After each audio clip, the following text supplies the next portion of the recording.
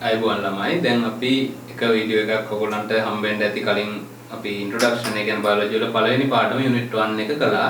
ඒත් මේ වීඩියෝ එකේ ඉඳලා යන්නේ ඔයගොල්ලන්ගේ අර සාමාන්‍ය අපි ඔයගොල්ලන්ට හඳුන්වලා දීපු ලයිඩෝසර්ගේ වීඩියෝ පිසිස් වීඩියෝ බලනවා වගේ පේමන්ට් මෙතඩ් එකට ඒ කියන්නේ YouTube ක්ලාස් එකට ජොයින් වෙලා ඔයගොල්ලන්ට පුළුවන් මේ වීඩියෝස් ඇති වෙන. ඒ කියන්නේ ඇති වෙනකම් බලන්න අර ඩේටා දෙන්නේ වගේ තමයි ඇති වෙනකම් බලන්න පුළුවන්. ඕනේ කාලයක් බලන්න පුළුවන්. අපේම මාසෙකින් අයින් කරනවා එහෙම කියන්නේ නැහැ. ඔයගොල්ලන්ට විභාගෙ දක්වා හරි තව ෂය කරනවා නම් ඒ ෂය එකෙත් බලන්න ඕන නම් මේ පුළුවන්. ඒවා දිගටම ඔයගොල්ලන්ට ඒ අවස්ථාව හම්බ වෙනවා. ඒ වගේම තමයි මේකේ ටියුට්ස් නිබන්ධන නෝට්ස් ඒ සියල්ලම ඔයගොල්ලන්ට ලබා ගන්න පුළුවන් ෆ්‍රී. මේ වීඩියෝ එකට ගන්න ඒ පේ කිරීම තමයි ඔයගොල්ලෝ කරන්න ඕනේ. ඒතර ඔයගොල්ලන්ට විස්තර දල වශයෙන් මම ටිකක් මතක් කරන්නම් මේ වීඩියෝ එකේ. මොකද කලින් වීඩියෝස් අපි දෙකක් කරායි. දෙකේදීම දැන් ඉන්ට්‍රොඩක්ෂන් එකත් අපි ෆ්‍රී එක ඕන කෙනෙක්ට බලන්න පුළුවන්. ඒකෙත් මම විස්තරයක් කියනවා මේ විදිහට ඔයගොල්ලෝ ගෙවින් කරන්න ඕනේ කියලා. ඒකට ඔයගොල්ලෝ මේ වීඩියෝ පාඩම් ඒකක 10ටම අපි 10ට වෙනම ගණන් දාලා නැහැ. අපි මේ ෆී එක දාලා තියෙන්නේ ගොඩක් වෙලාවට පාඩම් දෙකක් හෝ තුනක් එකතු කරලා. ඒ අනුව ඔයගොල්ලන්ට ඊටාම සාහනදායී මිලකට මේ පැකේජ් එක ලබා ගන්න පුළුවන්. මුළු බයෝ සිලබස් එකම ඔයගොල්ලන්ට පුළුවන් තියරි කොටස් ටික ආවරණය කරගන්න 7500ක් වගේ සුළු මුදලකට. ඔයගොල්ලෝ මාස ගන්න දැන් තමයි මාසෙකට ගන්නවා ක්ලාස් ෆී එකම ගන්නවා. ඒකට ඒක ගෙවලා ඔයගොල්ලෝ අවුරුදු දෙකක් හෝ එහෙම ඉන්න එපා. ඔක්කොම ක්ලාස් එක ඉවරන ගන්න නේද? නමුත් අපේ සිලබස් එකේම නැහැ. 7500න් සමස්ත විෂය නිර්දේශය අපි ආවරණය කරනවා අනිවාර්යයෙන්ම සියලුම විෂය කරුණු ඇතුළු. යනවා ඔයගොල්ලන්ට ඊටාම වාසියක් වෙනවා ඒක. ඒ ක්‍රියාවලියේදී ඔයගොල්ලන්ට කරන්න තියෙන ඊටාම සරල දෙයක්. මොකක් හරි ඔයගොල්ලන්ට පහසු විදිහකට පේ කරන්න පුළුවන්. අපි වීඩියෝස් දෙකේ කියන්නේ විනාඩි 10ක වගේ එක විනාඩි පොඩි වීඩියෝ එකක් දැම්මා මේ ගැන හඳුන්වලා අපේ මේ ක්‍රමවේදය ගැන බයෝ වලට. ඒ වගේම ලයිව්ස්ගේ විදිහක් තියෙනවා ඔයගොල්ලෝ ගෙවලා ලබා ගන්න. ඒ විදිහම තමයි වෙනසක් නැහැ. account number එකත් ඒකමයි. ඒ number එකට ඔයගොල්ලන්ට පුළුවන් ඕනෙම තැනක ඉඳගෙන ඒ ගෙවීම කරන්න බැංක් එකකින් හරි නැත්නම් මේ ඔන්ලයින් උත් ඒක කරන්න පුළුවන් විදි තියෙනවා. ඔයගොල්ලෝ ඒක දන්නවා දැන්. 아무තෙන් කියන්න දෙයක් නැහැ. මේ නම්බර් account number එකටම ඒ ගෙවීම සිද්ධ කරලා email එක ඔයගොල්ලන්ගේ ලබා දෙන්න අපේ numbers දෙයක් ඒ videos වල මම සඳහන් කරනවා. ඒ කියන්නේ introduction ඒ කියන්නේ මේ ක්‍රමය හැඳින්වීමට ගත්ත පොඩි වීඩියෝ එකෙත් ඒ වගේම free ඔයගොල්ලන්ට ලබා දීපු පළවෙනි පාඩම unit 1 එකේදීත් මම මේ විස්තර ටිකම කියනවා. ඒ අනුව ඔයගොල්ලන්ට පුළුවන් මේ විස්තර ටිකත් එක්කලා ඒ පාඩමට ඒ කියන්නේ YouTube ක්ලාස් එකේ බයෝ ක්ලාස් එකටත් සම්බන්ධ වෙන්න ෆිසික්ස් වලට දැනට සම්බන්ධ වෙලා ඉන්න විදිහට. අර ගොඩක් ළමයින්ගේ අපිට ඉල්ලීම ආවේ මේ මෑත් කාලේ ඉන්නවා ගොඩක් මේ යුනිට් 1 2 ඒ කියන්නේ යුනිට් 2 එකේ ගොඩක් අමාරු තැන් මගහැරිච්ච තැන් තියෙනවායි කියලා. ඒ අනුව යුනිට් 2 ගොඩක් ලොකු කන්ටෙන්ට් එකක් තියෙන පාඩමක් මේක බලාපොරොත්තු වෙනවා. බොහෝ දුරට මම බලාපොරොත්තු වෙනවා වීඩියෝ 15කින් මේක ඒ කියන්නේ අපිට තව කරන්න කීපයක් තියෙනවා මේකේ. සමහරක් ඒවා කරලා තියෙනවා මේ වෙද්දි. තව කීපයක් තියෙනවා වීඩියෝස් ඔක්කොම 15ක් වගේ වෙයි. සමහරට එකක් දෙයක් වැඩිවීම අඩුවීම වෙන්න පුළුවන්. කරන අර කාලය අනුව මම විස්තර කරන්න හැම වෙලාව ගියොත් ඉතින් වීඩියෝ එකක් කියලා හිතන් ඉන්න එක දෙකක් වෙනවා. ඒව එහෙම වුණා කියලා කවදාවත් ඒ ගණන් ඒව මොකුත් වෙනස් වෙන්නේ නැහැ. සහ ඔයගොල්ලෝ එකපාරක් ඒ ගෙවීම කරායින් පස්සේ ඔයගොල්ලන්ට අනිවාර්යයෙන්ම ඉදිරියේදී හදන ඔක්කොම වීඩියෝස් ඔයාලට එවනවා. එන බය වෙන දෙයක් නැහැ. යනවා දෙවෙනි පාඩම ජීවයේ රසායනික හා ශෛලීය පදනම.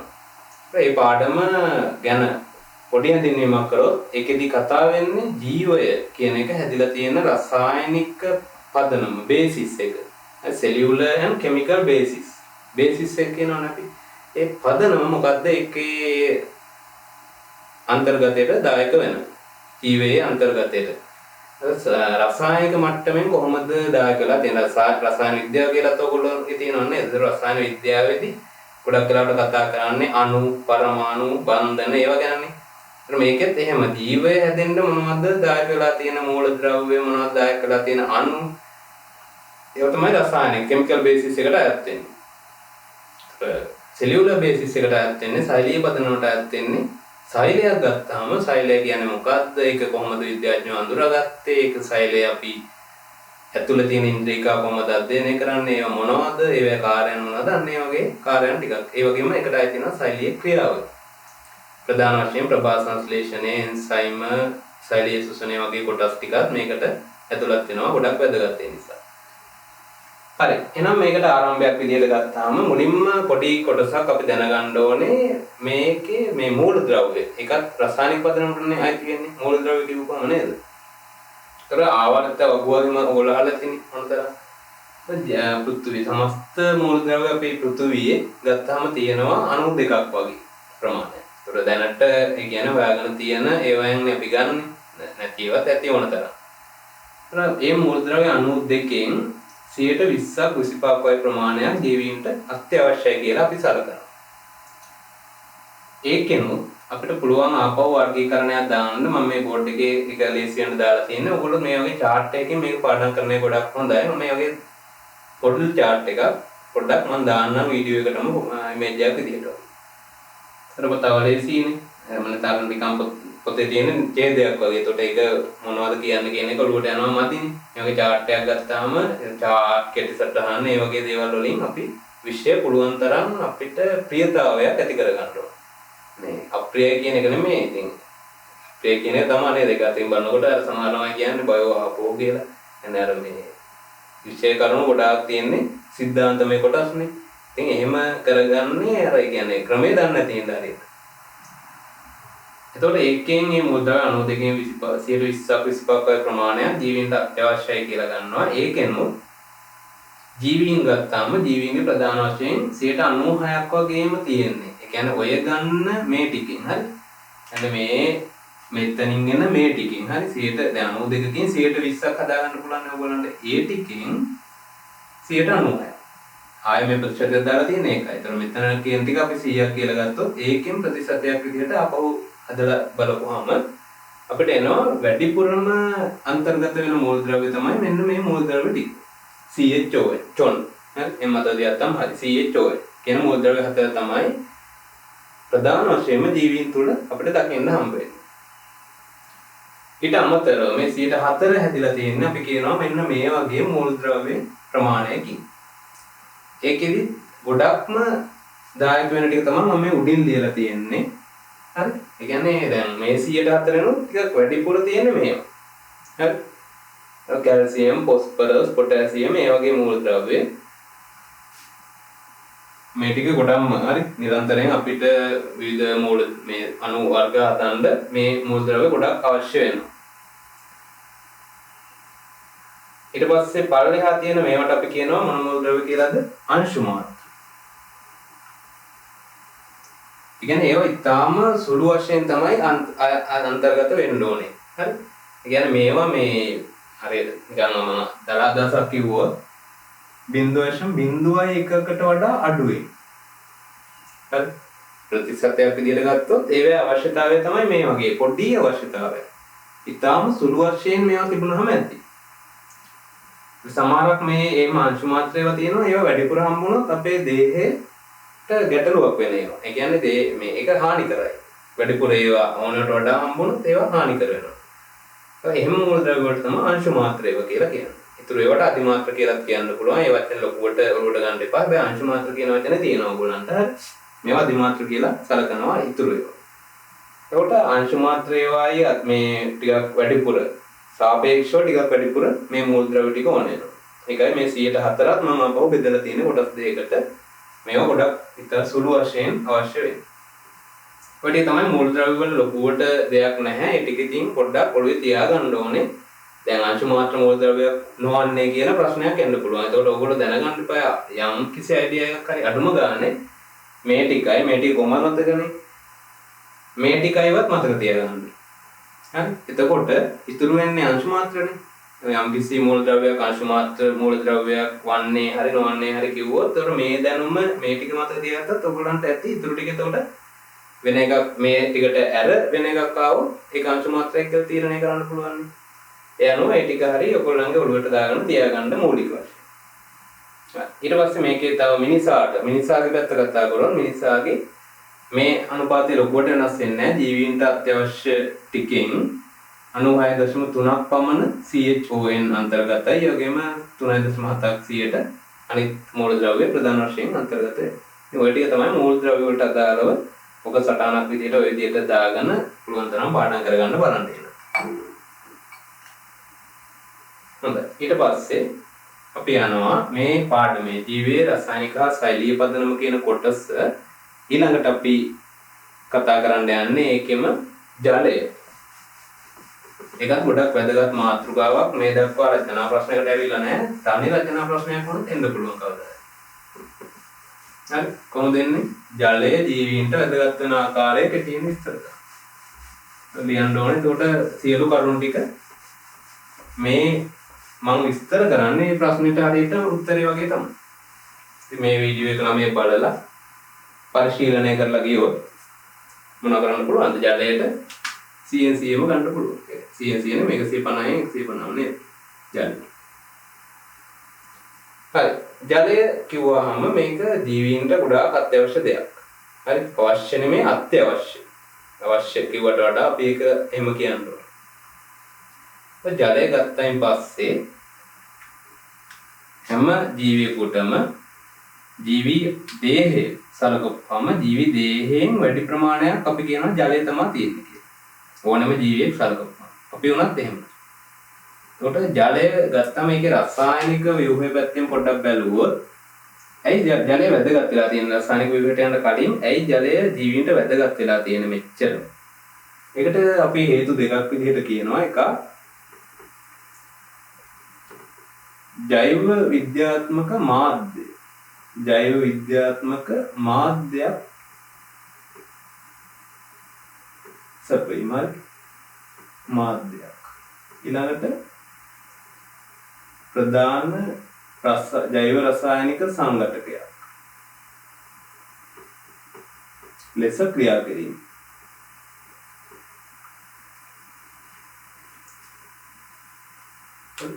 මෙන්න මේ කරුණු දෙක නිසා ජලය ජීවීන්ට වැදගත් වෙනවා කියලා කියනවා. මොකද්ද? පළවෙනි එක ජීවීන්ගේ නැත්නම් සෛලවල ප්‍රධාන රසායනික සංඝටකයක් ලෙස ක්‍රියා කිරීම.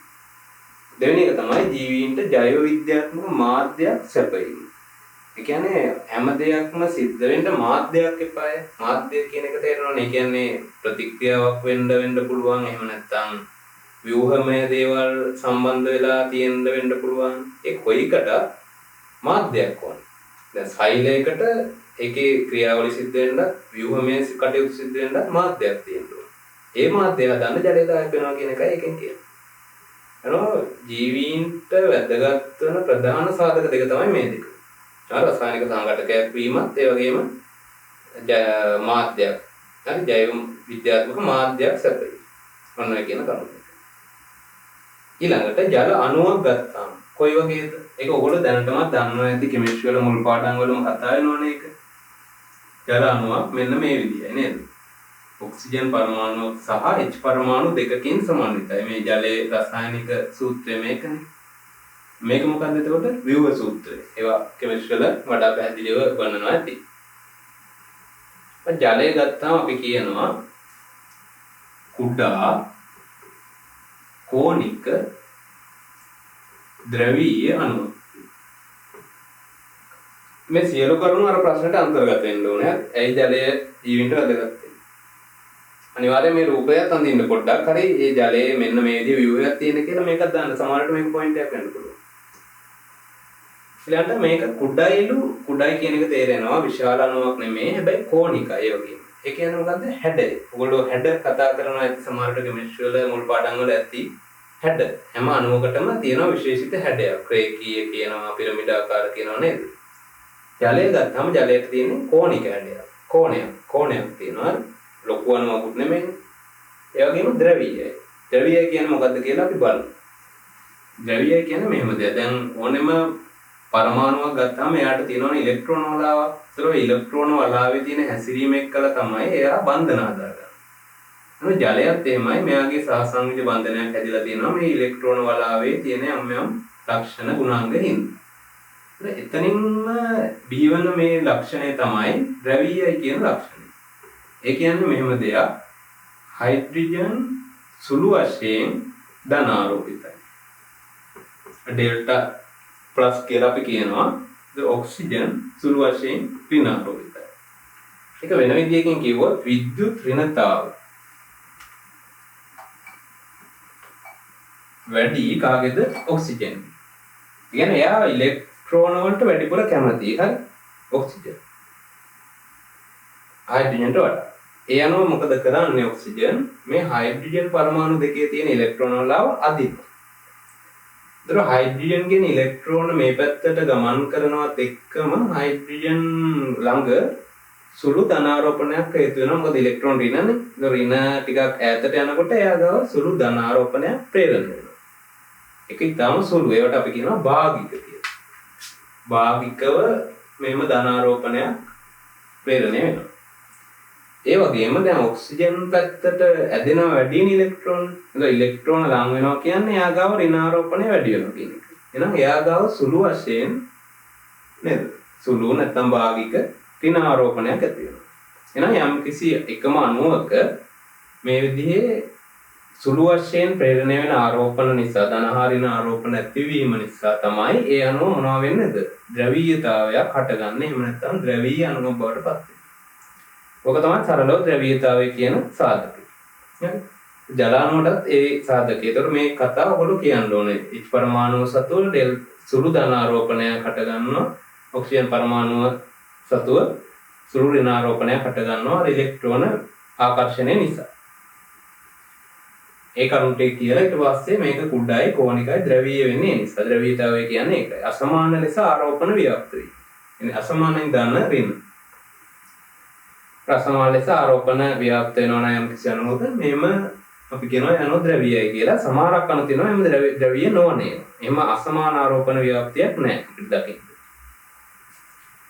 දැන් මේ ද්‍රවීයතාවයේ හින්දා ජල අණුවට යම් යම් හැකියාවන් විශේෂ හැකියාවන් බන්ධන සාදා ගැනීමට යම් යම් අවස්ථා හැදිලා තියෙනවා. දැන් මෙහෙම අවස්ථා මම අඳිනවා ජල අණු කීපයක්. තියෙන අවස්ථාවක් හිතන්නකො. මෙහෙම ජල අණු කීපයක් තියෙනවා දැන්. වතුර කෝපයක් ගත්තොත් ඒක විශාල ප්‍රමාණ ලක්ෂ ගාණක් මිලියන ගාණක් තියෙනවනේ අණු. අණුවක් කියන්නේ ඊටම සූක්ෂම ව්‍යුහයක්. ඒකේ ගොඩක් තියෙනවා මේ වගේ සුළුසු මේ පොඩි අණු විශාල සංඛ්‍යාවක්. එනවා මේ හැම අණුවකම තියෙනවා මොනවද? ආරෝපණ. හැබැයි මොන ආරෝපණද? සුළු භාගිකව ධනාරෝපණ හා භාගිකව ඍණාරෝපණ. මේකෙත් එහෙම තියෙනවා. ඔය විදිහට තියෙනවා. මෙයාගෙත් එහෙමයි භාගික ඍණාරෝපණයක් ඔක්සිජන් මත මෙයාගේ භාගික ධනාරෝපණයක් විදිහට ආරෝපණ ව්‍යාප්ත වෙලා තියෙනවා. ඒකට එහෙම ආරෝපණ ව්‍යාප්ත වෙලා තියෙනවානේ. ඒ අනුව මෙහෙම මාධ්‍යයක ජල අණු තියෙනකොට මේ ජල අණු අතර ඔයගොල්ලන්ට පේනවද මේ විදිහේ බන්ධනයක් ඇති වෙන්න පුළුවන් කියන එක? දැන් මේ විදිහේ සුළු ධනාරෝපණ සුළුනත් ඒක ආරෝපණයන්නේ. එතකොට එයාට පුළුවන් ධන ඍණ ආරෝපණ අතර මොකක් ඇති වෙනවද? ආකර්ෂණයක් ඇති වෙනවා. ඔන්න ඔය විදිහට. මේ H පරමාණුවයි මේ ඔක්සිජන් පරමාණුවයි. ඒ විදිහට දැන් කියලා තියෙන ඒවාත් එක්ක මෙහෙම මේ මාධ්‍ය පුරාම තියෙන ජල අණු අතර දැන් ත්‍රිමාන ව්‍යුහය හිතන්නකො. දැන් මෙහෙම අණුවක් තියෙනවා. මෙයාට එහා පැත්තෙන් තව එක්කෙනෙක් ඉන්නවා. මෙහා පැත්තේ යටින් උඩින් ඔය හැම පැත්තකම ඉන්නෝනේ මාධ්‍යයක් ගත්තාම. ඒතර අන්නේ හැම HO පරමාණු අතර ධන ඍණ භාගිකව තියෙන තැන් අතර මේ විදිහේ බන්ධන හට ගන්නවා. මෙන්න මේ වගේ බන්ධනයක් තමයි අපි කියන්නේ මොන බන්ධන කියලාද? H බන්ධනයක් කියලා. මේවා ගොඩාක් ශක්තිමත් එහෙම බන්ධන නෙමෙයි. දැන් මේවා සාසංවිජ බන්ධනනේ. එහෙම ශක්තිමත් නෑ. දුර්වල ආකර්ෂණ බලයක් තමයි ඔය H බන්ධන කියලා ඇති වෙන්නේ. නමුත් ඒකේ තරමක් දුරට ශක්තිමත්. නමුත් අපි ඒවට කියන්නේ නැහැ. ඒවා අණු අතර ඇති වෙන ඒවා අන්තරණක බලනේ. ඒ නිසා ඒවා ලොකුවට ශක්තිමත් බවක් නැහැ. යම් කිසි විදියකින් ඒක ද්‍රවයක් ලෙස පවත්වා ගන්න එයා දායක වෙනවා. බැඳලා තියාගන්න. එනවා H බන්ධනයක් කියන්නේ ওই විදිහට ජල අණු සහිත මාධ්‍යයක තියෙන H භාගික ධනාරෝපණයක් සහිත H හා භාගික ඍණාරෝපණයක් සහිත ඔක්සිජන් පරමාණු අතර ඇතිවෙනා වූ ආකර්ෂණය. ඒ අනුව මේ ආකර්ෂණය හට ගන්නවා. මේක අපි කියනවා H බන්ධන නිරන්තරයෙන්ම කැඩෙනවා බිඳෙනවා කියලා. ඒ කියන්නේ අපිට ඒක නමක් කියේවි බංගුරයි. ජල බඳුනක් සැලකුවාම ඒකේ තියෙන ජල අණු අතර මේවා නිරන්තරයෙන් කැඩෙනවා වගේම නිරන්තරයෙන් හැදෙනවා. ජල අණු චලනය වෙනවනේ එකම විදියට. දැන් ඔය අපිට නිසලව පෙවුනත් ඒවත් චලනය වෙමින් නිතර එහාට පල්ලෙහාට යනවා උඩට යනවා. ඒ වගේ ගතිකය එහෙම පද්ධතියන්නේ. ඒතර ඒවා තුළ නිරන්තරයෙන්ම මේ H බන්ධන කියන ඒවා හැදෙනවා අපව බිඳ වැටෙනවා. ආයෙ හැදෙනවා ආයෙ බිඳ වැටෙනවා. ඒ විදිහේ ක්‍රියාවලිය තමයි තියෙන්නේ කියලා කියන්නේ. හරි. ඔය කරුණ ටික තමයි මේකේ රසායනික පදනමට ඔය ටික රසායනයක් අපි කතා කරන්නේ නැහැ. කතා කරන්න පුළුවන් තව ගොඩක් දේවල් විද්‍යුත් ජනතාව එක එක ඒවා තියෙනවා ඔය ලොකු ජීවිතයට අදාළ පොත්තරම් බලපුවම නමුත් ඒවා මේකට අදාළ වෙන්නේ නැහැ සිලබස් එකට ප්‍රශ්නයක් આવත් ඔයාලා මේ මම කියපු ටික ලියවනම් ඒ ප්‍රමාණවත් හරි එච් බන්ධනය කියන්නේ මොකක්ද සහ ඒක නිරන්තරයෙන් කැඩෙන බිඳෙන ආකාරයේ දුර්වල අන්තරාණුක බලය හරි ඔය එච් බන්ධන නිසා ජලය ද්‍රවයක් ලෙස පවතිනවා යම් උෂ්ණත්වයක් තුල ඔය තමයි ඒතකොට ජලයේ තියෙන රසායනිකව ජලයට අදාළ වෙන කරුණු ටික හරි හොඳයි. ඒතර එච් බන්ධනය ඇති වෙන ආකාරයත් හරිනේ. ඊට පස්සේ අපිට යන්න තියෙන ජලයේ තියෙන කාර්යයන්. ජලය මොන වගේ විදිහටද ජීවීන්ට වැදගත් වෙන්නේ? දැන් මෙතන ප්‍රධාන වශයෙන්ම ඇයි ජීවීන්ට ජලයේ වැදගත්කම කියන එක ඇහුවොත් ඒකේ ප්‍රධාන වැදගත්කම් දෙක තමයි ප්‍රධාන රසායනික සංඝටකයක් බවට පත් වෙලා තිබීමත් ඒ වගේම ජෛව විද්‍යාත්මක මාධ්‍යයක් සැපයීම. තව අපිට පුළුවන් ප්‍රධාන වශයෙන් කතා කරන්න කාර්යයන් ජලයේ ජීවීන්ට මේ වැදගත් වෙන ප්‍රධාන ගුණාංග ජලයේ තියෙන හතරක්. හරි. ජලයේ ප්‍රධාන ගුණාංග හතරක් තියෙනවා. ඒ ගුණාංග හතර මම කියනවා ඒ ගමන් මතක තියාගන්න ඕගොල්ලෝ හරි. පළවෙනි ගුණාංගය තමයි සංසක්ති හැසිරීම. විස්තර කරනවා ඔක්කොම විස්තර කරනවා පැහැදිලි කරනවා මුලින් මතක තියාගන්න ඕනේ. සංසක්ති හැසිරීම පළවෙනි එක. ඊළඟ උෂ්ණත්වය මධ්‍යස්ථ කිරීමේ හැකියාව. ඊළඟට හිමායනයේදී සිදුවන ප්‍රසාරණය. හරි හිමායනයේදී සිදුවන ප්‍රසාරණය. අවසාන එක ද්‍රාවකයක් ලෙස ඇති සර්ව නිපුණත්වය. මොකද්ද සර්ව නිපුණත්වය? දැන් මතක තියාගන්නකොට ඔය කොම තිතක් නෑර මතක තියාගන්න එක නෙමෙයි බලාපොරොත්තු වෙන්නේ. දල වශයෙන් ඕගොල්ලන්ගේ අයිඩියා එකක් එන්න ඕන ජලයේ තියෙන ගුණාංග කිව්වම ජීවිත වැදගත් වෙන ඒ ගුණ සංසක්තිය උෂ්ණත්වය ගැන කතාව ද්‍රාවකයක් වෙන සිද්ධිය ඊට පස්සේ හිමායනයේදී සිදුවන ප්‍රසාරණය අර ඒ වගේ පොයින්ට්ස් ටික ප්‍රධාන පොයින්ට්ස් ටික ඕගොල්ලන්ගේ ඔළුවේ තියාගන්න ඕගොල්ලන්ට හැකියාවක් තියෙනවා නම් ඕගොල්ලන්ට පුළුවන් එතනින් එහාට රචනා ප්‍රශ්නේ ගලප ගන්න. ඕගොල්ලෝ ගොඩක්ම දුර්වල වෙන්නේ අර පොයින්ට්ස් ටික මතක තියාගන්න බැරි කම. පොයින්ට්ස් ටික හදාගන්න එක. ඒකයි අපි ප්‍රැක්ටිස් එකක් විදිහට හදන්න ඕනේ. දැන් මම බෝඩ් එකේම ලියන්නේ නැතුව මේක කියලා ඕගොල්ලන්ටයි මතක තියාගන්න කියන්නේ. දැන් මගේ ඉස්සරහා ඉන්නවනම් හිතන්න මේ කියන්න පුළුවන්ද කියලා? නේද? ජලයේ ගුණාංග 4. එහෙනම් ඔයාලට යම් කිසි හැකියාවක් තියෙනවා. ඒ කියන්නේ ඔයාලට අනිවාර්යෙන් කරුණු 25ක් වුණා මතක තියාගෙන කියන්නේ ඒ හැකියාව වර්ධනය කරගන්න පුළුවන්. ඔය 4 මතක තියාගන්න එක තමයි මූලික වශයෙන් විය යුත්තේ.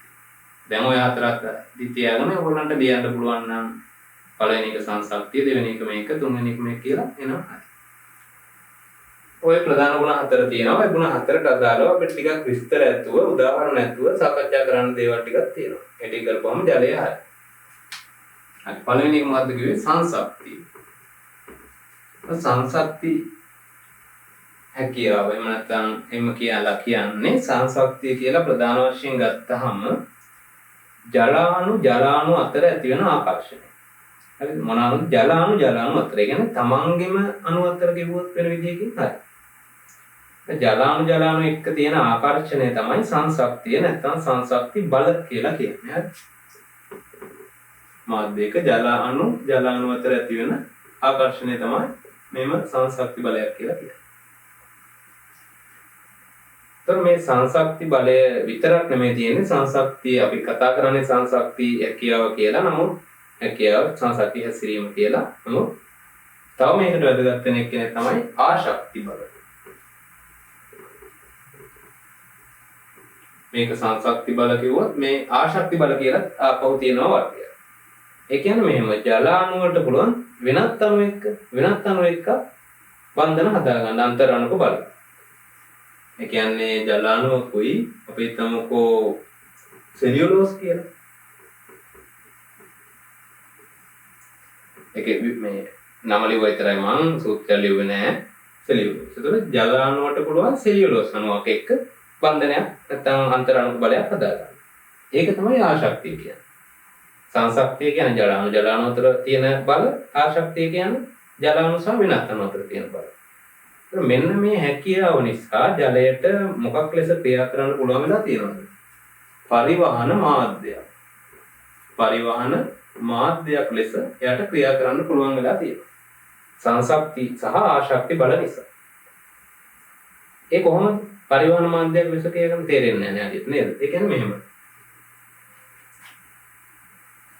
ජලය දැන් මම මේ පාඩම කරන්නේ ඕගොල්ලෝ ඉදිරි පාඩම් දන්නේ නැහැ කියලා හිතාගෙනයි. තම දෙවෙනි පාඩමනේ.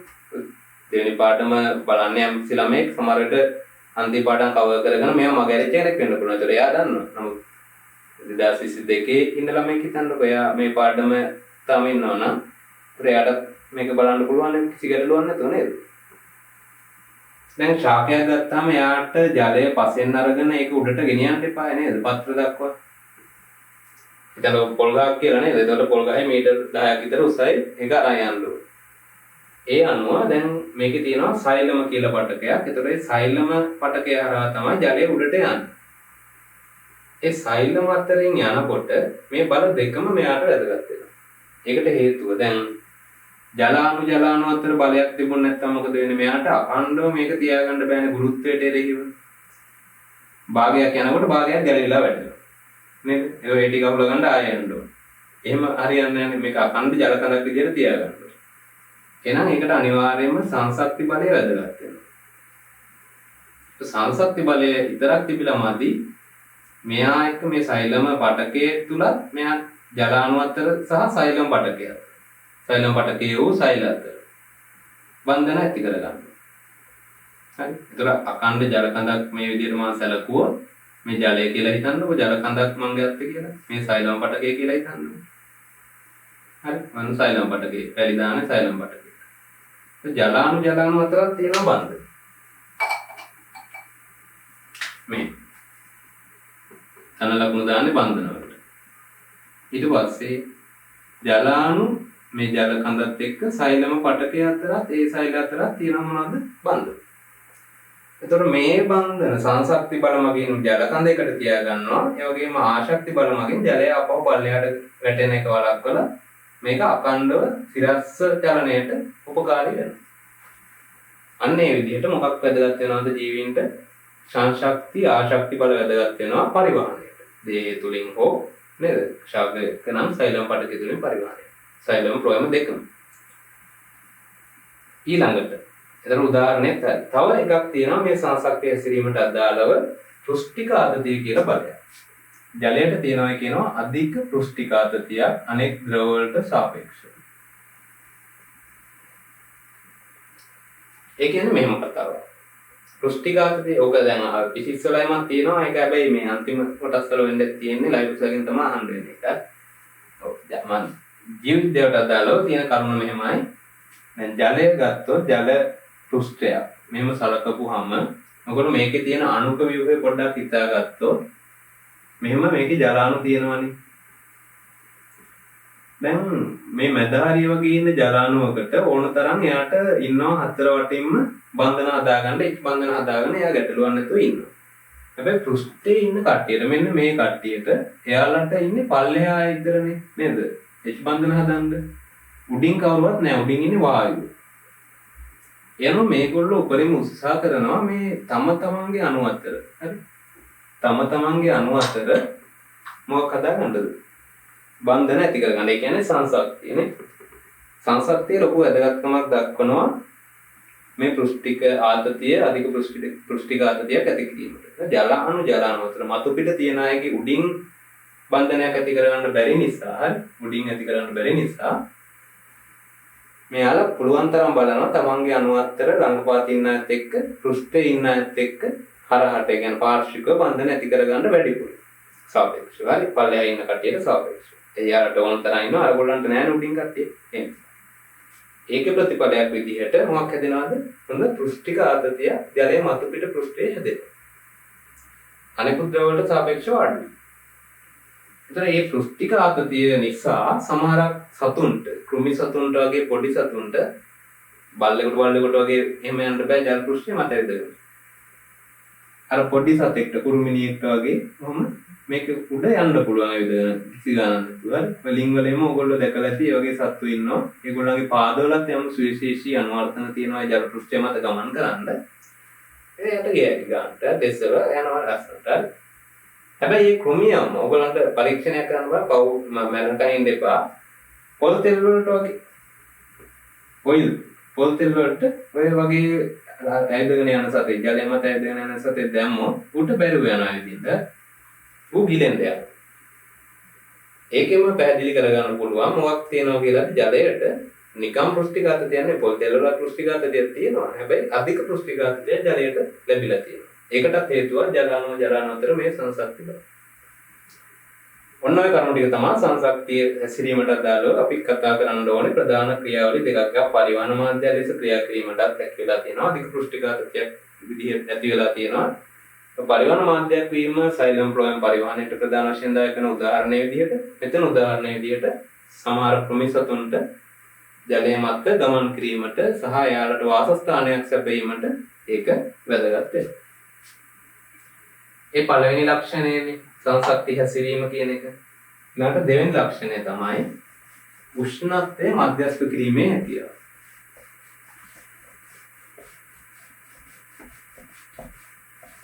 උෂ්ණත්වය මධ්‍යස්ථ කිරීමේ හැකියාව. ඒ කියන්නේ මෙහෙම දෙයක්.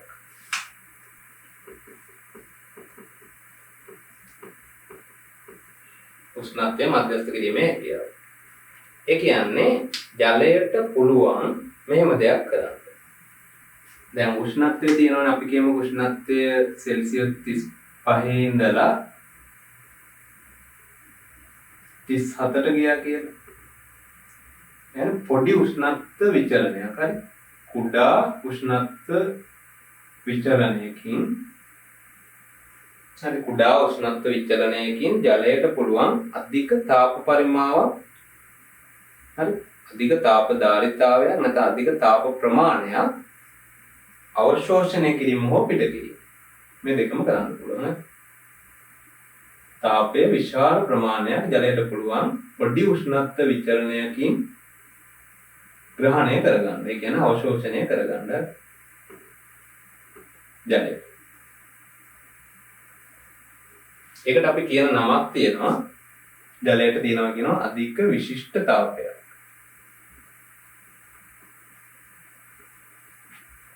උෂ්ණත්වය මධ්‍යස්ථ කිරීමේ හැකියාවට අදාළව ජලයට තියෙනවා කියනවා අධික විශිෂ්ට තාපයක් නැත්නම් අධික විශිෂ්ට තාප ධාරිතාවක්.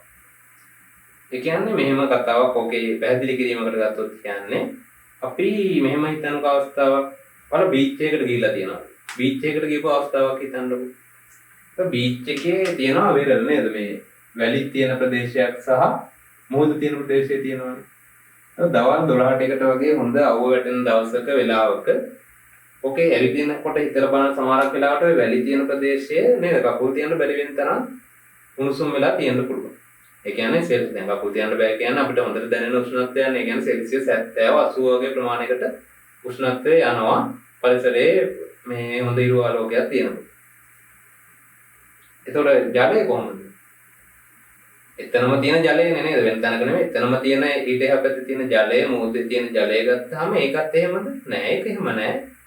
අපි ටක් ගාලා බලන්නේ අර වැල්ලෙන් අයින් වෙලා ජලයට ටක් ගාලා පැන ගන්නනේ. ඒකෙම පැහැදිලි වෙනවා ජලය මොකක් වෙන්නේ නැද්ද? ලොකු උෂ්ණත්ව වෙනසක් වෙන්නේ නැහැ. තාපය යට කොච්චර ලැබුණා. දැන් වැලි වලට සාපේක්ෂව ජලයේ තියෙන මොකක් වැඩිද? ඒකෙන් අදහස් වෙන්නේ තාප ධාරිතාව වැඩි. ඒ කියන්නේ එකම උෂ්ණත්වයක්. නේද? එකම උෂ්ණත්වයක්. හැබැයි මේ දෙන්න ඒක ග්‍රහණය කරගන්න ආකාරය වෙනස්. ළමින්ට සමහරවගේ තියෙන නේද? එකපාරක් මේක විස්තර කරපුවම හොඳට ඒගොල්ලෝ තේරුම් ගන්නවා. සමහර වෙනවා ඒක 3-4 වතාවක් විස්තර ගන්න ඕනේ නේ. හොඳ ධාරිතාවක් නැහැ ඒක. ඒ වගේ මෙතන ජලයට තියෙනවා හොඳ ධාරිතාවක්. ඒතර එයාට උෂ්ණත්වය වැඩි වුණාට නේද? පරිසර උෂ්ණත්වය කොච්චර වුණත් එයා අධික තාප ධාරිතාවක් තියෙන හින්දා එයා ඒ උෂ්ණත්ව විචලනය පෙන්වන්නේ ඊටම අඩු වගේක් ලෙස. ඒක ජලයට තියෙන විශේෂ හැකියාවක් වෙනවා. අනෙක් මේ ද්‍රව වලට නැත්නම් අනිත් ද්‍රව වලට සාපේක්ෂව ගත්තා. මේක ඇයි වැදගත්කම? ඇයි මේක වැදගත් වෙන්නේ? දැන් හිතන්න අර වගේම 70 සෙල්සියස් වුණා කියලා නේද මේ ජලය? ඒක ජලය දැන් වෙරළේ මේ බීච් එක වගේ ගියාම වෙරළේ මේ වෙරළට ආසන්නව තියෙන මුහුද ඇතුලේ තියෙනවා විවිධ පාසි වර්ග, කොරල් පර, විශාල ජීවීන්ගේ ගහණය අපිට දකින්න පුළුවන් වෙනවා. ඔය ජීවීන්ට ඉන්න පුළුවන් ද මෙච්චර උෂ්ණත්වයක් නේද? සාමාන්‍ය 35 සෙල්සියස් 41 වගේනේ ඉන්න පුළුවන් පරිම. මේ වගේ වුණාම ඉන්න බෑ අපිටත් ඉන්න බැරුව මුදට යන්නේ කකුල් තියාගෙන බැරුව. ඒතකොට ජීවීනුත් අනිවාර්යයෙන්ම ශාක කොටස් ලපටි ඇල්ගී වගේ දේවල් ඔක්කොම විනාශ වෙලා යනවා. එහෙනම් ජීවීන් තුල ජීවී දේහ තුල ක්‍රියා කරන්නත් ඒක වැදගත්කමක් තියෙනවා. ඒ වගේම ජීවීන්ගේ පරිසරය ලෙස ක්‍රියා කරන වාසස්ථානය ලෙස ක්‍රියා කරනවත් අපිට පේනවා එතෙන්දී වැදගත් වෙනවා කියලා. ජීවි දේහ තුලත් හිතන්නකො ජීවි දේහ තුල වෙන මොකක් හරි තිබ්බොත් දැන් පෙට්‍රල් වගේ තිබ්බනම් නේද ජලය නැතුව මොකද වෙන්නේ? අවුල් බහලා යනකොට ගිනි ගන්නවා. ඒක ඇතුළේ නේද? එහෙමත් වෙන්න පුළුවන්. මේ තරම් උෂ්ණත්වයකට ගියොත්. එහෙනම් ජලය තියෙන නිසා අපිට හැකි වෙලා තියෙනවා විශේෂයෙන් අචලතාපී ජීවීන්ගේම නේද? උෂ්ණත්වය නියතව තබා ගන්න. ඉතින් අපිත් අචලතාපීනේ. නියත උෂ්ණත්වයක දේහය තියාගන්න ඔය අධික විශිෂ්ටතාවය කියන එක ජීවීන්ට වැදගත් වෙලා තියෙනවා. ඒ අනුව එතකොට අධික විශිෂ්ටතාවය දැන් මේ වගේ ජීවීන්ට වැදගත් වෙනවා. මෙයාලගේ උෂ්ණත්වය, දේහ උෂ්ණත්වය නියතව තියාගන්න. එතකොට ඒකට අපිට ඕන නම් වෙනම වචනයක් කියන්නත් පුළුවන්. ස්වාරක්ෂක. මේක ඔයගොල්ලෝ අහලා ඇති. කියන්නේ තාප ස්වාරක්ෂකයක් ලෙස ක්‍රියා කරනවා ජලය තියෙන හින්දා. මොකද ලොකු උෂ්ණත්ව වෙනසක් වෙන්නේ නැහැ. දැන් ස්වාරක්ෂක කියපුවම ඔය මේ pH එකකට එහෙම සම්බන්ධව කියනවා. පෙරුද්දේ ස්වාරක්ෂක ලෙස ක්‍රියා කරනවා කියනවා. මොකද අර pH එකේ ඒවා මේ කෙමිස්ට්‍රි වල එහෙමත් තියෙනවා. තාප ස්වාරක්ෂකයක් විදිහට ක්‍රියා කරනවා කියපුවම එකකින් අදහස් වෙන්නේ තාපය ලොකුවට වෙනස් වෙන්නේ නැහැ. දැන් උෂ්ණත්වයේ පරිසරයේ විචලනය වුණාට ලොකු වෙනස්කම්. දැන් සමහර වෙලාවට අපි දන්නවා මේ සමහර රටවල 0 සෙල්සියස්ටත් වඩා පල්ලෙහා උෂ්ණත්ව වලට යනවා. ඒක නේද? තියෙන ද්‍රවයත් නැත්නම් අපේ ඇඟේ තියෙන ජලයත් ඒ විදිහට උෂ්ණත්වය පාළ බැස්සොත් නේද? ඒක ලොකු ප්‍රශ්නයක් නේ. නමුත් අපි එහෙම නැහැ මේ වගේ උෂ්ණත්වයක තියාගන්නවා. ඒකට ප්‍රධාන වැදගත්කමක් සපයන කෙනා තමයි ජලය. ජලය නිසා තමයි එහෙම පුළුවන් වෙලා තියෙන්නේ. යනවා මේ එක ලක්ෂණයක් උෂ්ණත්වය මධ්‍යස්ථ කිරීමට අදාළව එක ලක්ෂණයක් තමයි ඔය අපි කතා කරේ අධික විශිෂ්ටතාවය. ඒ කියන්නේ සුළු උෂ්ණත්ව වෙනසක් පෙන්වමින් එයාට ලොකු තාපයක් දරා ගන්න පුළුවන්, ලොකු තාපයක් අවශෝෂණය කර ගන්න පුළුවන් වීම. ඊළඟ එක තමයි මෙහෙම දෙයක්. දැන් ජලය පද්ධතියකින් පිට වෙනවා කියලා කියන්නකො. හරි. පද්ධතියකින් ජලය පිට වුණොත් එයාට පුළුවන් ලොකු තාප ප්‍රමාණයක් රැගෙන පිට වෙන්න. හරි. අපි කියමු ශාක පත්‍රයකින් කියලා. ඒතර මේ ශාක පත්‍රයෙන් ජලය පිට වෙනවා කියලා කියන්නේ ජල අණුවක්. ඒ ජල අණුවට පුළුවන් විශාල තාප ප්‍රමාණයක් අරගෙන එයාට පිට වෙන්න පුළුවන්. ඒතර ඒ අණුව මෙයාගේ උෂ්ණත්වය පාළ බයිනවා. ඒක තමයි ඔයාලට තේරෙනවා. ඒ කියන්නේ දැන් ජල අණුවකින් දැන් ඒකක ස්කන්ධයක් කියලා හිතන්නකො. ඒතකොට සාපේක්ෂව ගත්තාම යම් වෙනත් ද්‍රවයක සංසන්දනය කරපුවාම ජලයේ ඒකක ස්කන්ධයකින් එයාට පුළුවන් ලොකු තාප ප්‍රමාණයක්, අධික තාප ප්‍රමාණයක් අරගෙන ඉවත් වෙලා යන්න. ඒකට අපි කියනවා අධික වාෂ්පීකරණ තාපයක් එයාට තියෙනවා කියලා. කාටද? ජලයට. අධික වාෂ්පීකරණයේ තාපයක් තියෙනවා. ඒ කියන්නේ එයාට පොඩි ස්කන්ධයකින් ජලයේ පොඩි ප්‍රමාණයකින් පොඩි ස්කන්ධයකින් එයාට පුළුවන් ලොකු තාපයක් අරගෙන ගිහිල්ලා ඒ පද්ධතිය සිසිල් කරන්න. ඒකේ වැදගත්කම තමයි සතුන්ට හා ශාකවලට දෙගොල්ලන්ටම දේහ පෘෂ්ඨ ශාක දේහ පෘෂ්ඨ වෙන්න පුළුවන්, සත්වයන්ගේ දේහ පෘෂ්ඨ වෙන්න පුළුවන් සිසිල් කිරීමේ කාර්ය කරනවා. යම් අවස්ථාවට අදාළව මේ ගොඩක් අපිට වැදගත් වෙනවා මේ අධික වාෂ්පීකරණ තාපය. ශාක වලින් ගත්තොත් ක්‍රියාවලිය තමයි උස්සේදනය. උස්සේදනය කියන්නේම ජලයේ වාෂ්ප ලෙස පිටවීමනේ ශාකයකින්. ඒකෙන් ප්‍රධාන දායකත්වයක් වෙනවා ශාක පත්‍ර සිසිලනය කරන්න. මිනිසා අපි ගැන කතා කරනකොට නම් සත්වය ගැන කතා කරනකොට නම් ස්වේදය. කියන්නේ දහඩිය පිට වෙනවා කියලා කියන්නේ. එතකොට මේ දහඩිය පිටවීම වගේම අනිවාර්යෙන් අපිට පුළුවන් අපේ දේහය තුල අභ්‍යන්තර උෂ්ණත්වය වැඩි කරගන්න. දැන් ඔයාලා මහන්සිලා දුවනවා, පයින්නවා වගේ වැඩක් කරනවා නම් අනිවාර්යෙන් දහඩිය වැඩිපුර පිට වෙනවා. ඒ කියන්නේ දේහය තුල ලොකු උෂ්ණත්වයක් ජනනය වෙනවා. ඒ උෂ්ණත්වය අඩුකරනද විශාල කාර්යභාරයක් කරනවා මේ දහඩිය පිටවීම වගේ. එయ్యේ දහඩිය පිට වෙනවා. ඒක වාෂ්ප විදිහට බැහැර වුණායින් පස්සේ ලොකු උෂ්ණත්වයක් අරගෙන තමයි ජල වාෂ්ප ටික බැහැර වෙන්නේ. ඒ අනුව ශරීරයේ අභ්‍යන්තරයේ අර වැඩි වෙච්ච උෂ්ණත්වයේ පහළ බහින්න ඉක්මනට හේතු වෙනවා වැඩිපුර දහඩිය දාපුවා. දහඩිය අර මේ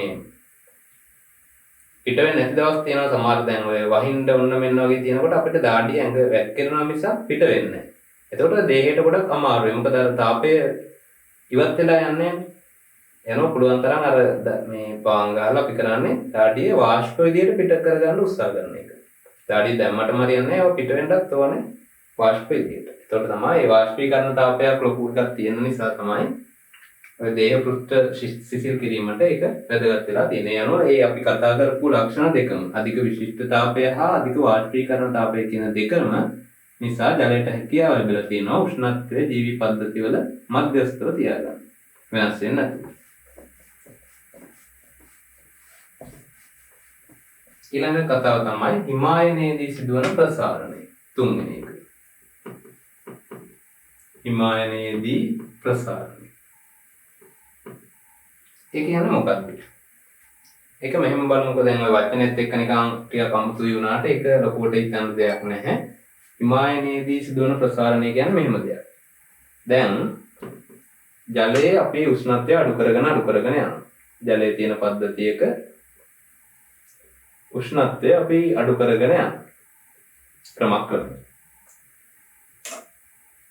එහෙම අඩු කරගෙන යද්දී උෂ්ණත්වය අඩු කරගෙන යනකොට සාමාන්‍යයෙන් වෙන්නේ මොකද්ද? සාමාන්‍යයෙන් උෂ්ණත්වය අඩු කරගෙන යනකොට ද්‍රවයක හෝ ඕනෑම ද්‍රවයක උෂ්ණත්වය අඩු කරගෙන යද්දී ඒකේ ඝනත්වය density එක කියලා අපි කියන්නේ ඝනත්වය කියන සාධකයට මොකද වෙන්නේ? හිතන්නකො නිකන් පද්ධතියක් ගන්න. දැන් ඉටි ටිකක් ගන්නකො. ඉටි ටිකක් රත් කරගෙන යද්දී ඒක දිය වෙනවා නේද? ඒ කියන්නේ උෂ්ණත්වය වැඩි කරද්දී ඒක දිය වෙනවා කියන්නේ ඝනත්වය අඩු වෙනවා කියන එකනේ. උෂ්ණත්වය අඩු කරගෙන යද්දී ඝනත්වය වැඩි වෙනවා. ඒක ඝනයක් බවට පත් වෙනවනේ. ඒ සංසිද්ධිය ඕනෑම එකකට පොදුයි. හරි. ගොඩක් අවස්ථාවල අපි උෂ්ණත්වය අඩු කරන් යනකොට ද්‍රව්‍ය වල ඝනත්වය කියන සාධකය අඩු වෙනවා. ඝනත්වය වැඩි වෙනවා. උෂ්ණත්වය අඩු කරද්දී ඝනත්වය වැඩි වෙනවා. හරි. ජලයේ මෙහෙම දෙයක් වෙනවා. දැන් අපි උෂ්ණත්වය අඩු කරන් යනකොට ජලයේදී ඝනත්වයත් අර විදිහටම වැඩි වෙගෙන යනවා. හැබැයි සෙල්සියස් 4දී අපි සෙල්සියස් 4ට වෙනකම් මේ උෂ්ණත්වය අරන් ආවන් පස්සේ ජලයේ පොඩි විශේෂිත අනිත් ද්‍රව්‍ය වලට සාපේක්ෂව ජලයේ පොඩි විශේෂිත වූ හැසිරීමක් පෙන්වනවා. හරි. ඒ හැසිරීම තමයි මේ ජල අණු. දැන් අපි අර කලින් මං ජලය ගැන ජලයේ ව්‍යුහයේ රසායනික ව්‍යුහය ගැන කිව්වනේ බන්ධන හදලා තියෙනවා කියලා. ඒකට ඒක හේතුවක් වෙනවා. එයාට ද්‍රවයක් ලෙස පවතින. ඒතර මෙන්න මේ උෂ්ණත්වයෙන් පස්සේ එයා උත්සාහ ගන්නවා දැලිස් ව්‍යුහයක් හදන්න. මොන ව්‍යුහයක්ද? දැලිස් ව්‍යුහය. ඒතර මෙන්න මේ දැලිස් ව්‍යුහය නිසා මෙයාගේ පරිමාව වැඩි වෙනවා.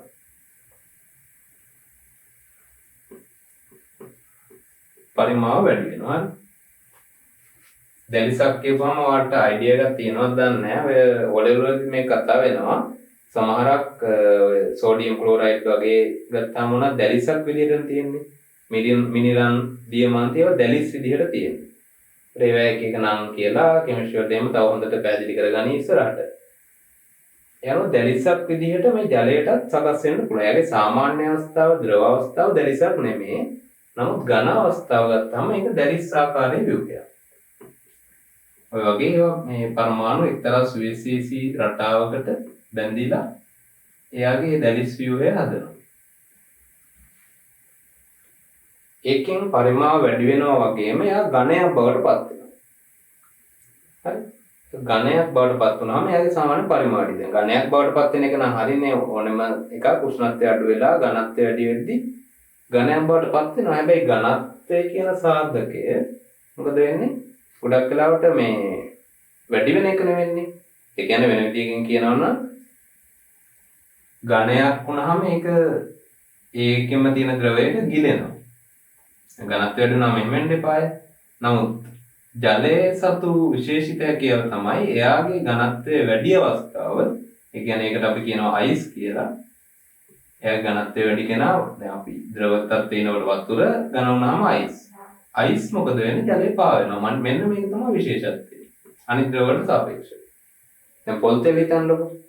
පොල් තෙල් එහෙම නැහැ. පොල් තෙල් වල වෙන්නේ පොල් තෙල් ඔය සීත දවසකට එහෙම පොඩ්ඩක් සීතල වුණ ගමන් පොල් තෙල් උඩ තියෙන ඒවා මිදි මිදි පල්ලෙහාට යනවා. නේ ඕල් දැකලා ඇති ඒක.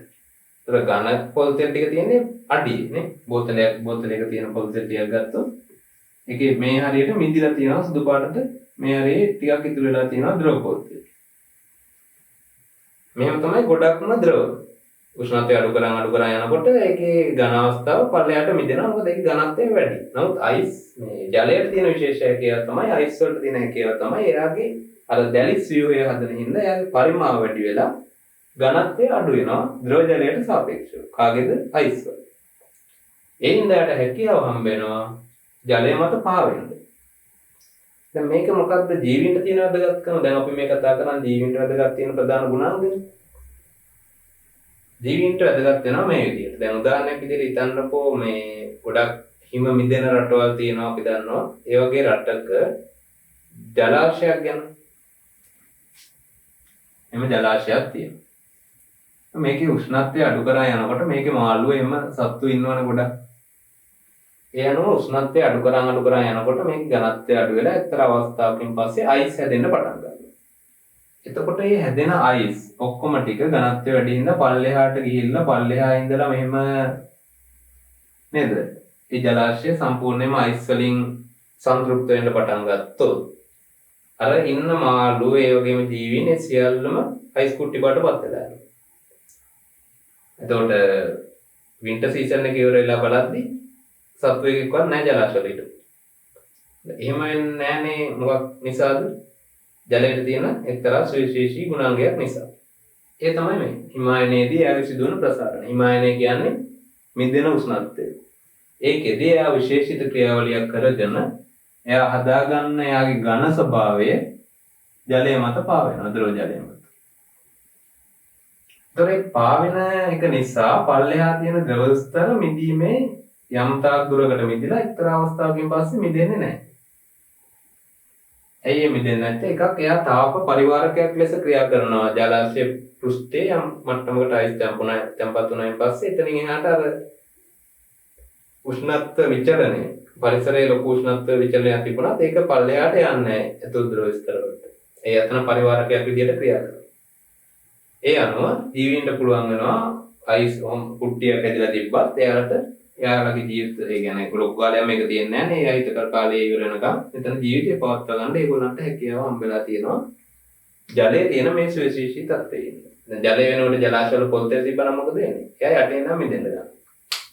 රේගින මාළුයි ඔක්කොම ප්‍රවාහංග පැලැටි ඔක්කොම විනාශ වෙලා යනවා නේද? යනවා හිමායනයේදී සිදුවන ප්‍රසාරණය ඒ නිසා වැදගත් වෙනවා ජීවීන්ට. ඒකත් හරියට උත්තර ඒකදී ඔය කතා ටික තමයි කියන්න ඕනේ. මෙතෙන්දී එක දෙයක් අමතක වෙන්න ඇති සමහර විට සෙල්සියස් 4 දී අපි කියනවා ජලයට තියෙනවා උපරිම ඝනත්වය. ඒ හිමෙන්නේ ඒක තේරෙනවනේ. අපි උෂ්ණත්වය අඩු කරන් යනකොට ඝනත්වය මේ පැත්තේ වැඩි වෙගෙන එනවා. හැබැයි සෙල්සියස් 4න් පස්සේ අර දැලිස් ව්‍යුහය හදන්න ගන්න හින්දා මෙයා ඝනත්වය අඩු කරගන්නවා. කාගේද? අයිස් වල. ද්‍රව ජලයට වඩා අයිස් ඝනත්වයෙන් අඩුයි. යනවා ජලයේ උපරිම ඝනත්වය අපි සලකන්නේ සෙල්සියස් 4 දී තියෙනවා කියලා. ජලයට යනවා ඒ කරුණත් එක්කලා ඔය හිමායනයේදී සිදුවන ප්‍රසාරණය විස්තර කරන්න આવොත් ඔයගලන්ට පුළුවන් වෙනවා විස්තර කරගන්න. අවසාන එක තමයි ද්‍රාවකයක් ලෙස පවතින සර්ව නිපුණත්වය. ද්‍රාවකයක් ලෙස ඇති සර්ව නිපුණත්වය. ඒ කතාව අමතක වුණත් කමක් නැහැ. ද්‍රාවකයක් කියන එක තියෙන්න ඕනේ. සර්ව නිපුණත්වය කියන එකම අවශ්‍ය නැහැ. මේ නේද ද්‍රාවකයක් ලෙස ක්‍රියා කිරීම හරි කමක් නැහැ. භාගයේදී මතක් වෙන එක ලියන්න මේක තියෙනවා නම් වඩා හොඳයි. බැරි වෙලාවෙ අමතක වුණා ද්‍රාවකයක් ලෙස ක්‍රියා කිරීම කිව්වත් ප්‍රශ්නයක් ගැටලුවක් නැහැ. හොඳයි. ඊට පස්සේ මේක ද්‍රාවකයක් ලෙස ක්‍රියා කරන්න මොකද්ද ජලයට වැදගත් වෙන ප්‍රධානම සාධකය? අපි ඒක කතා කරා ජලයේ ගුණාංගයක් විදිහට ද්‍රවීයතාවය. මතකයි නේද? ජල අණුවක් ගත්තාම ඒකේ බාහිකව ආරෝපණ ඝනත්වය විචලනය වෙලා තියෙනවා කියලා කිව්වා. ඒ අනුව යට ද්‍රවීයතාවය කියලා විශේෂිත ගුණාංගයක් හම්බෙලා තියෙනවා කිව්වා. අන්නේ ද්‍රවීයතාව උපයෝගී කරගෙන මෙයාට ද්‍රාවකයක්. ඒ කියන්නේ ද්‍රව්‍ය දිය කරගන්න පුළුවන් වෙලා තියෙනවා. ඒක අපිට අතිශයින් වැදගත් වෙන සාධකයක් වෙනවා. එයි දැන් උදාහරණයක් හිතන්නකෝ මෙහෙම. සෝඩියම් ක්ලෝරයිඩ් වගේ මෙහෙම අණුවක් නැත්නම් කැටයක් අපි ලුණුකට කියලා කියන්නේ. එහෙම කැටයක් හිතුවොත් එයාගෙත් අර අයිස් වල කතා කරා වගේ මෙහෙම දැලිස් ව්‍යුහයක් තියෙනවා. ස්පටික. සරලව දල වශයෙන් ඔය වගේ ව්‍යුහයක් නේ තියෙන්නේ. එතකොට මේ සෝඩියම් කැටයක් වගේ ජලයට දාපුවාම එයා මොකද්ද කරන්නේ? දැන් මෙයාගේ සෝඩියම් ක්ලෝරයිඩ් නේ. එතකොට NaCl මයිනස්. එතකොට මේ දැන් Na+ අණුවක් ගත්තාම මෙයා වටා ජල අණු එක් අහු වෙනවා. ජල අණුවක් ගත්තාම එයාගේ ස්වභාවය මෙහෙමනේ. ඔක්සිජන් පරමාණුවයි හයිඩ්‍රජන් පරමාණු දෙකයි.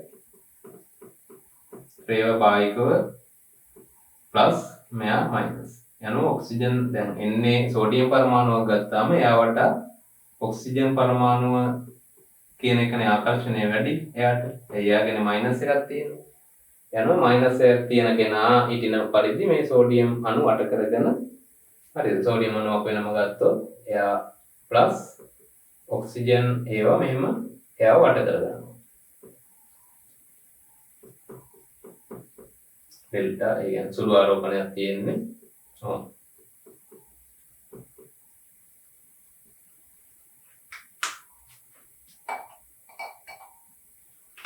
මේ සෝඩියම් දාන්න.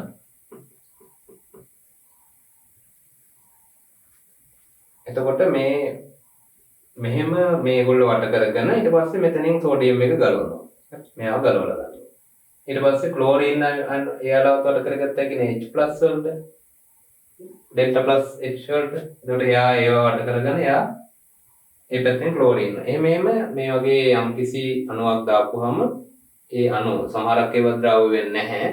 ප්‍රධාන වශයෙන් මේ ද්‍රවීයතාව නැත්නම් ද්‍රව්‍ය වෙනවා කියනවා අපි කියනවා අයනික සංයෝගය. අයනික සංයෝග ඊට පස්සේ ද්‍රවීය අයනික සංයෝග ආය නිර්ද්‍රවීය අයනික සංයෝගයෙන් හරියට ටික නේද? ඔව්. ද්‍රවීය අණු නිර්ද්‍රවීය අයනික සංයෝග සහ ද්‍රවීය අයනික සංයෝග. අයනික අණු ද්‍රවීය අණු මේකද? ද්‍රවීය අණු ඒ කියන්නේ ග්ලූකෝස් වගේ.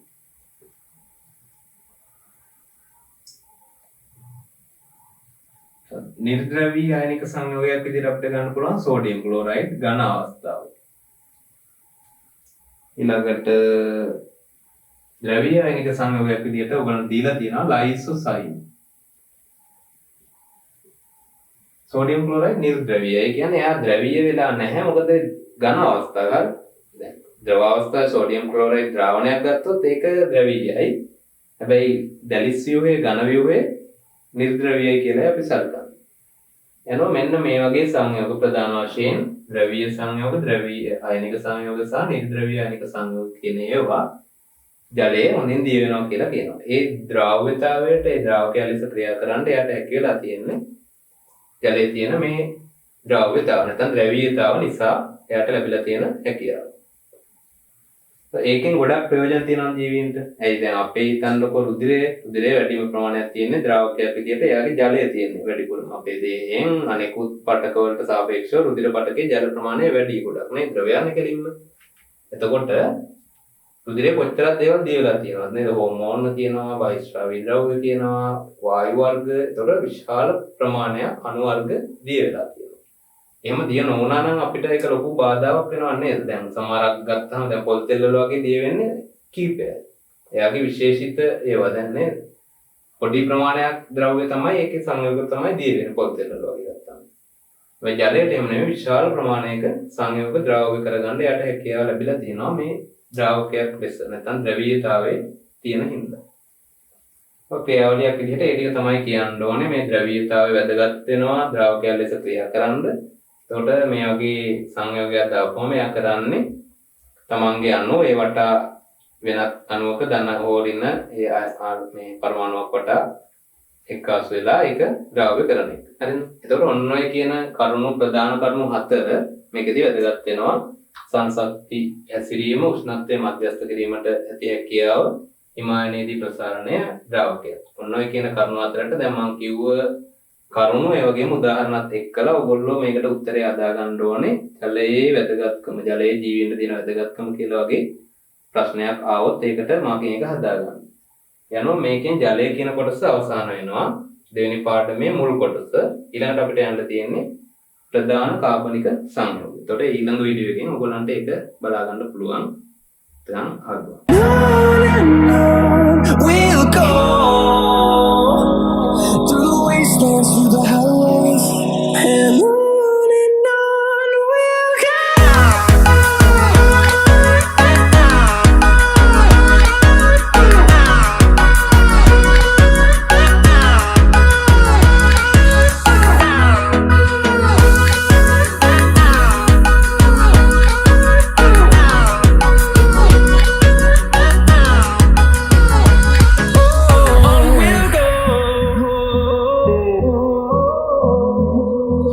Finding life.